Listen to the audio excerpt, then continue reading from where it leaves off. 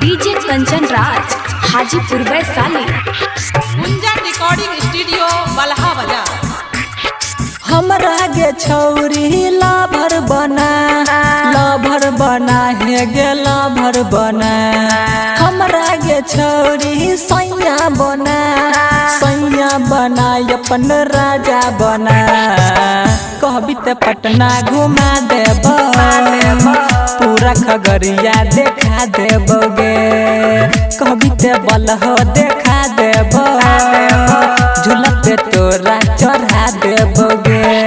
हमरा गे छौरी सैया बना अपन राजा बना। हमरा गे छौरी सैया बना अपना राजा बना। कहबी ते पटना घुमा देब, झूला पे तोरा झूला देबोगे। कहबी ते पटना देखा देब, बलहा के मेला घुमा देबोगे। गुंजन रिकॉर्डिंग स्टूडियो बलहा बाजार। डीजे कंचन राज हाजीपुर वैशाली।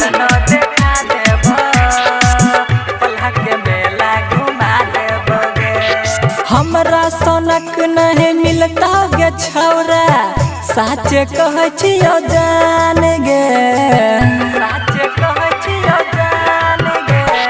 हमरा सोनक नहीं मिलता गे छौरा, साचे कहै छियो जान गे। बुलेट पर तोरा बैठेब, तोरा मन से बलहा घूमेब। साचे कहै छियो सुने गे जान हे गे सुने गे जान। कहबी ते पटना घुमा देब, मेला खगड़ियो देखा देबोगे। हमरा गे छौरी सैया बना अपन राजा बना। कहबी ते पटना घुमा देब, मेला खगड़ियो देखा देबोगे। कहबी ते बलहा घुमा देब, मेला सगर देखा देबोगे।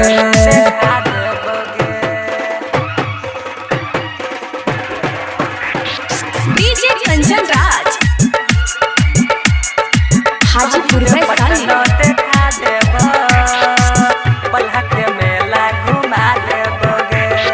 नीति स निर्मलिया धनु धर्म के करबै गारी बुक गे। नीति स निर्मलिया धनु अनु के करबै गारी बुक गे। श्री राम बेदर्दी के तो जइहे नहीं जान भूल गे।